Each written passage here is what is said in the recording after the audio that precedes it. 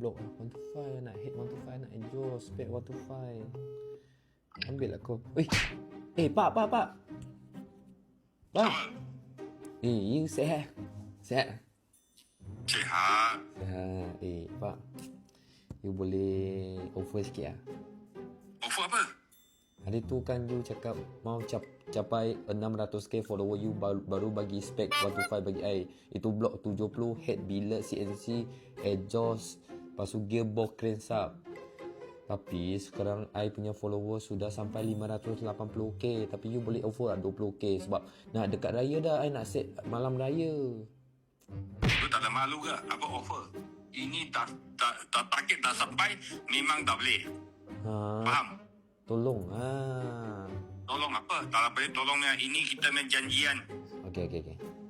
You punya cucu, I pinjam you 1 bulan. You mau? You punya cucu, I bagi you 1 bulan. You mau tidur ke, mau main dengan dia ke, 1 bulan I bagi you free. Cucu ah? Cucu memang saya main suka. Itu saya cucu sayang betul lah. Tapi jadi satu lelaki, janji mesti mau betulnya. Itu offer tak boleh punya. Tak boleh tolong Offer lah. tak boleh punya. Sudah. Ini tu kena rajin, buat konten, bagi lu punya view naik, baru boleh. Faham? Sikit. Kurang sikit tak boleh ke? Tak boleh, sikit pun tak boleh. Sebab Okay? lagi 20k saja. Tak boleh. Itu tu sendiri ingat dulu. Pandai-pandai pergi buat konten dulu. Okay ya? Ui. Geng, saya mau spec 125. Sudah nak dekat raya dah. Sampai hari tu Acin minta. Sekarang dah 5 hari. Tapi follower korang memang support I. Follower 5 hari saja 80k follower. Tapi balance ada 20k lagi. So korang minta tolong lah. Betul-betul minta tolong.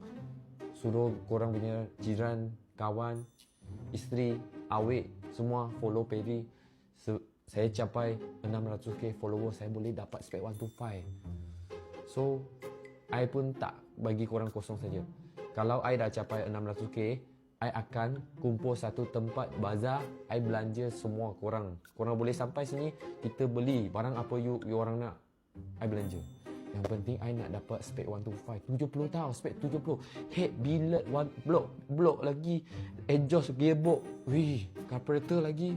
So geng, minta tolong lah, tekan follow saja.